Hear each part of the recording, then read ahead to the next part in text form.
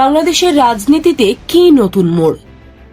নির্বাচনের আগে জনগণকে সরাসরি প্রশ্ন, আপনি কি হ্যাঁ বলবেন নাকি বলবেন না?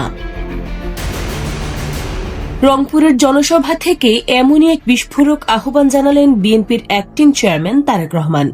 তিনি বললেন, জুলাই সনদ বাস্তবায়নের জন্য গণভোটে হ্যাঁ ভোট দিতে হবে।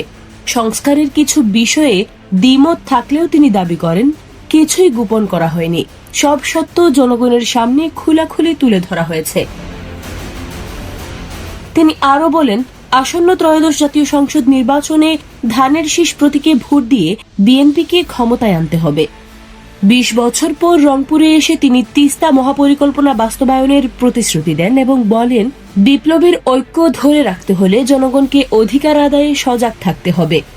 আগামী ১২ ফেব্রুয়ারির নির্বাচন ও গণভোটকে সামনে রেখে এই বক্তব্য কি বাংলাদেশের রাজনীতিতে নতুন সংঘাত নাকি নতুন সমঝোতার বার্তা? এটাই এখন দেশের সবচেয়ে বড় প্রশ্ন।